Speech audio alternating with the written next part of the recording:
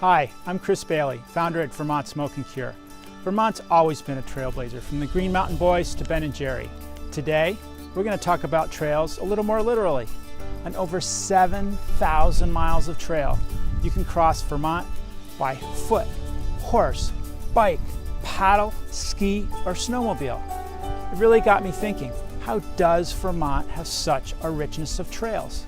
Over 100,000 hours a year of trail work, most of it done by over 5,000 volunteers. The rest worked by trail crews, mostly supported by over 40,000 association or club members, all supporting use by an estimated 500,000 people a year. But more importantly, why? Vermont's tiny, 45th in land mass and last in population, about the same as cities like Boston or Baltimore. So why does Vermont have such great trails within a stone's throw of anyone in the state? Let's go find out.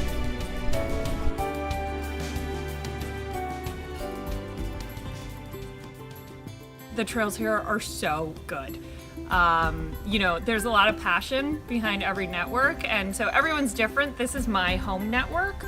The people is probably what makes this the most special because you have a community, we have a community that is really unique, and I think it adds to it, makes it more fun. Those riders that were building for themselves and their friends each developed and built trails that reflected their unique personalities and character, which I think ultimately is what drives all the diversity of trails that one can find in Vermont. You can basically find anything that you want in Vermont, which is it's pretty special here, for sure. And now the chapters are doing such a fantastic job of overseeing and maintaining those trails. It's really become a really unique to Vermont situation.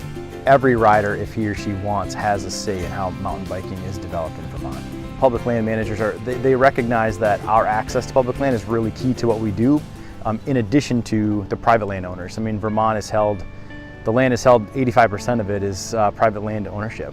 And so they know that they play a pivotal role in both land use regulations that enable chapters to build and maintain more trails for riders. And they also know that public land is a very important conduit to keeping those networks linked up. And that in turn then is very advantageous for the tourism in Vermont. So everybody understands the entire ecosystem and the role that they're playing, so it's pretty special. Out-of-state riders often are saying, I've never seen riding like this, and I can't wait to come back here. Vermont offers 3 major canoe and kayaking trails, each with road information and designated campsites. The Lake Champlain paddling trail circles Lake Champlain in the northwest. The Northern Forest Canoe Trail extends 148 miles across northern Vermont on its 748-mile route from New York's Adirondacks all the way to northern Maine. And the Connecticut River Paddlers Trail descends over 250 miles along Vermont's east coast.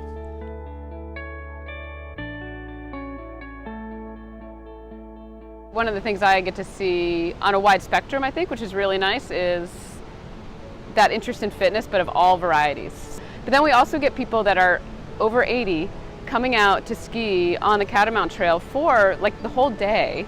So we see this whole breadth of interest in fitness, and cross-country skiing is sort of your ultimate lifelong sport. I mean, cycling is too, hiking is too, and I think Vermont has so much of that to offer that we get to see people doing it at all stages in life. Something about Vermont, we found ways to make it part of your life at all ages and to try to keep it going for your whole life. And in just about every city and town in Vermont, walking and bike paths and local hiking trails make it super convenient to get where you want to go and to get outside and enjoy the views.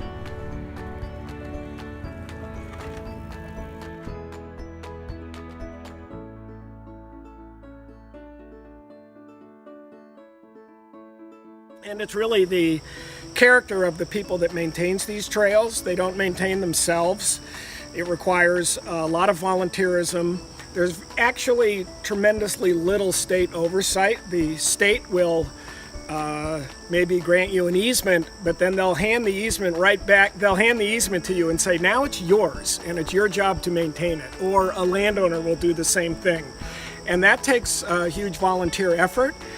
It's no problem finding volunteers. We'll get 8 to 10 to 20 people on our work outings, and I know the Catamount Trails and some of the other groups basically don't have a big deal getting volunteers together to do the outings. It really comes down to the community and the people.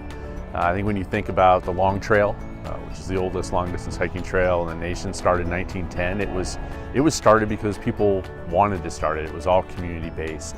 It was built by people, and I think that same philosophy holds with other trails, whether they're mountain biking trails or ski trails or ATV trails. It's this idea that it's a community-driven process and people are invested in building them and maintaining them and using them, and it has just bubbled up from the community. So I think that's the reason why we have so many great trails.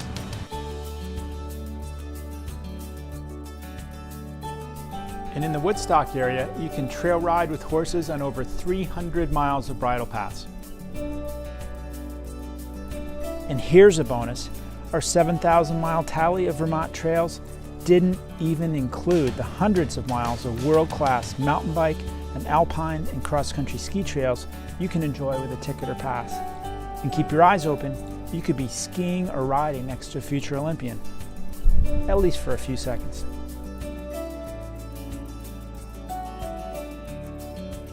We're so fortunate in the state of Vermont because of the trail systems that we have, and they're so diverse. Everybody enjoys a different kind of outdoor activity. For VAST, this is our 50th anniversary, so we have 5,000 miles of trails and about 9,000 private landowners. So we feel like this is a great reason to come to Vermont, is to use our trails. You know, traditionally we've been thought of as just the downhill skiing mecca of the East, and we certainly are still that. I think in Vermont, the allowing hunting and fishing on your property and snowmobiling kind of came hand in hand. It was the same sort of people when the snowmobilers started in the state of Vermont. They were the outdoorsmen. They were the ones that were out hunting and fishing and things like that. And so it became okay to allow us to use their property. Wouldn't you just love, even if you're not a snowmobiler, wouldn't you just love to have a groomed cross-country ski trail on your property? And they say, yeah, or a place to walk my dog in the wintertime, or a place to go snowshoeing. And we supply great signage, you know, that tells the snowmobilers that this is a multi-use trail section and that you might find cross-country skiers on it. And we tell our members all the time, you never know if that's the landowner out there, so please be respectful. Volunteers are such a big part of what we do and who we are and why we have what we have at VAST. We have about 20,000 members, and I would say that we've got a core of about 2,500 to 5,000 volunteers. We couldn't do what we do without them. I've never worked for an organization that had as many dedicated volunteers as this organization does.